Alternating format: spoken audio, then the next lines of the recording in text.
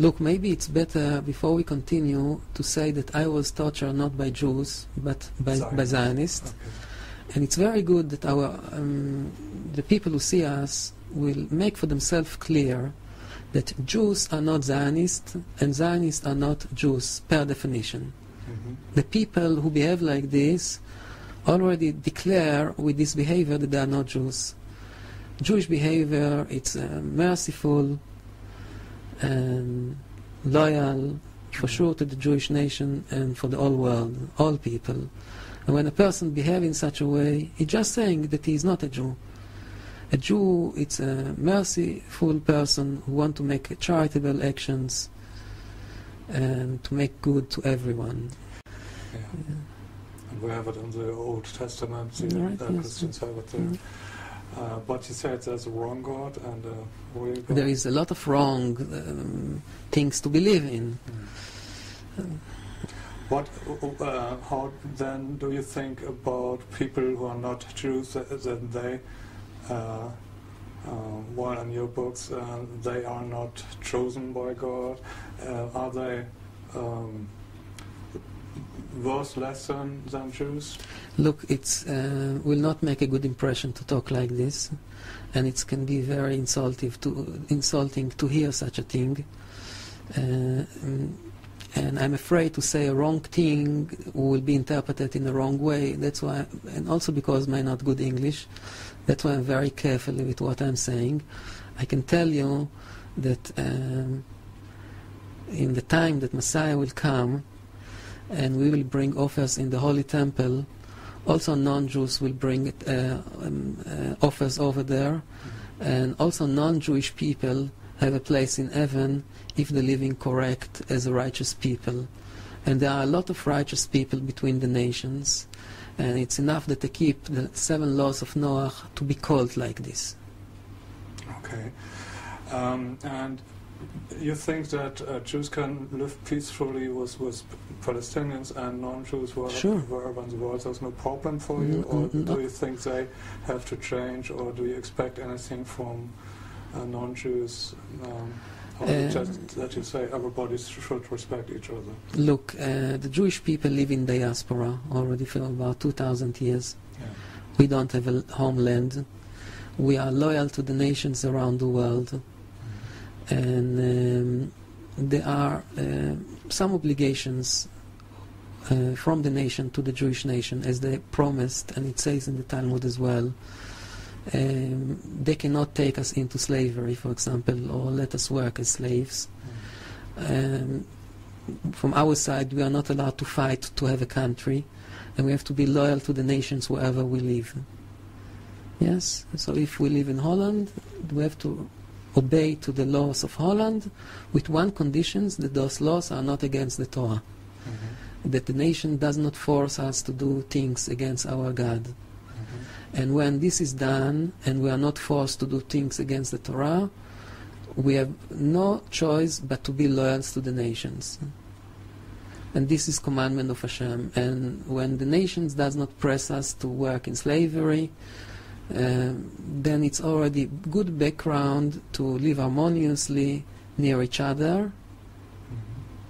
And there is no reason to rebellion against the nations.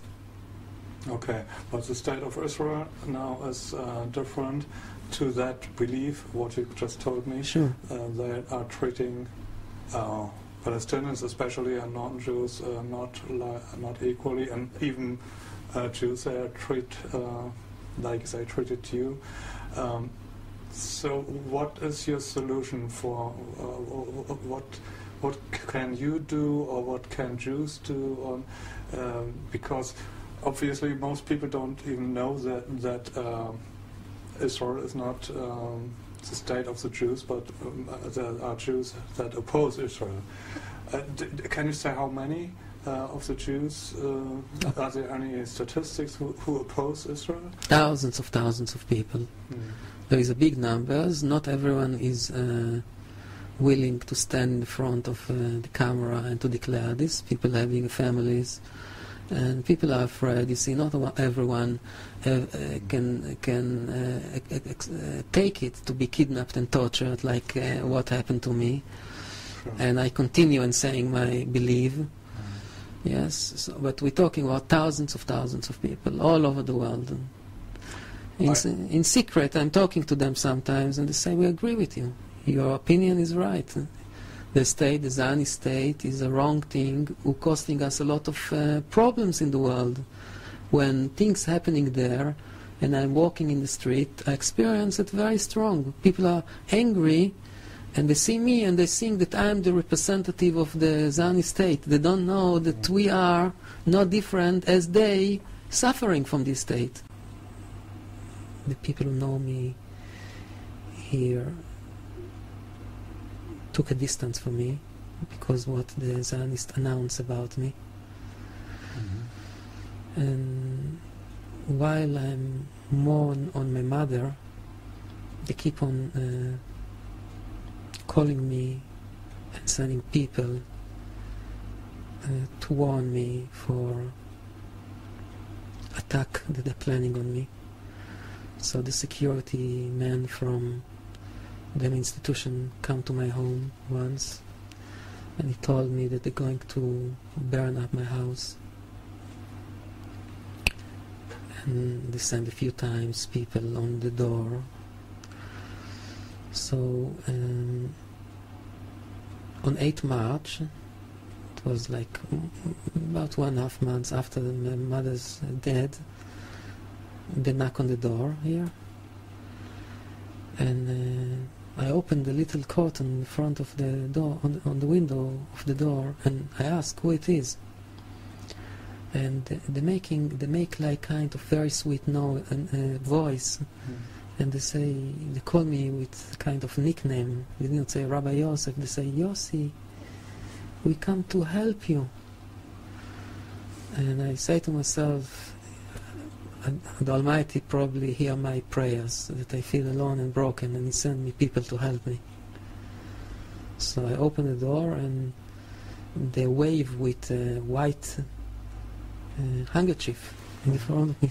I did not know exactly what it is. It was strange. I opened the door, and somebody is waving with a white handkerchief, and immediately I felt very dizzy. Before I could realize what is happening, they pushed the door very hard, and he put his foot between the door and the frame of the door, and pushed very hard. And then immediately after he was coming in, a man. It looked like he's very strong, like he's training every day, very muscleful, and he go and sit on his knees, and he opened a black bag, what looked like a official documents bag.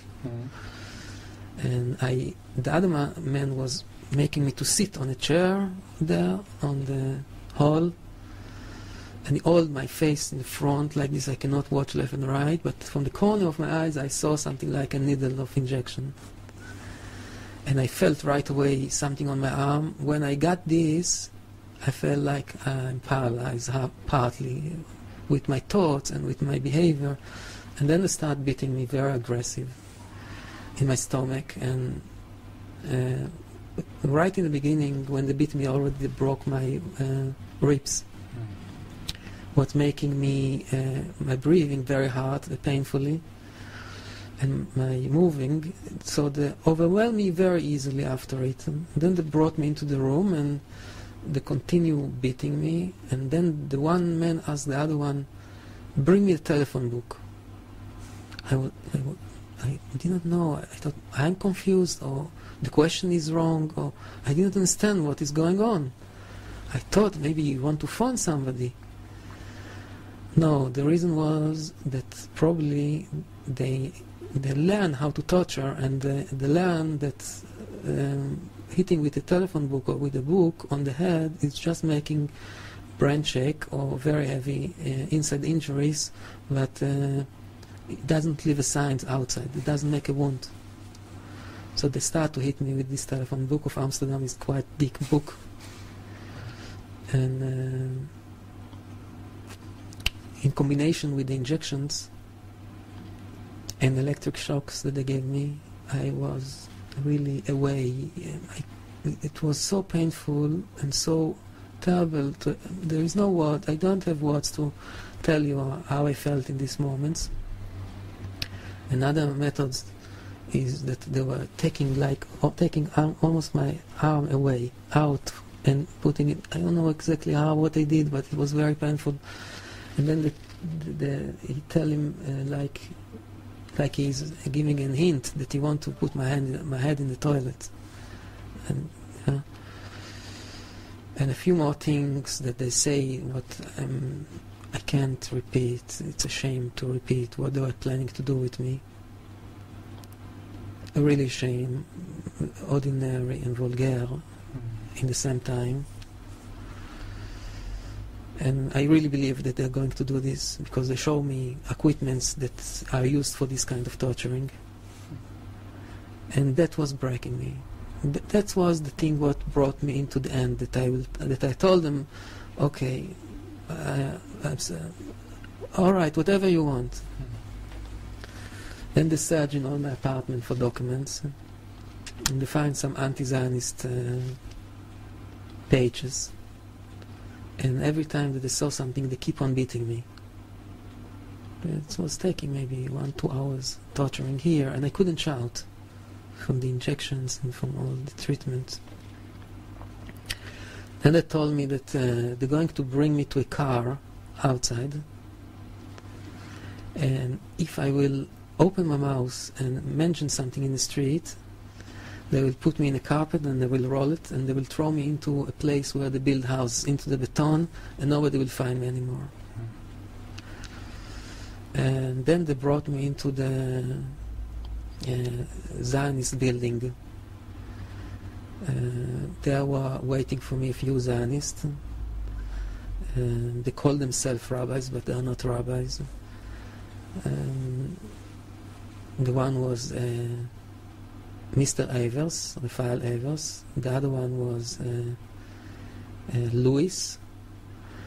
And the other one was, he already passed away about 8 months ago, is Just, Meyer Just. They wait for me over there, and in the declaration in the police you can read that it was revenge. If you can see deeply what they are saying, you see that it was a revenge about my activities. But they want to represent it as a religious matter, because when they will represent it as a religious matter and there will be request by the police, questioned by the police, they will say it's a Jewish matter, don't involve yourself. Once the police will involve themselves, they will say you are anti-Semite, the old story. And the announcement is in the synagogue, they say, don't go to the police, they are all Nazis. There is a newspaper article that you can take with you after, in which it's mentioned. Don't go to the police, they are all Nazis. But the police was involved because after this torturing day, they throw me to the street, and the people, the citizens of the residents of Amsterdam, find me and call the police and ambulance, so the police get to know about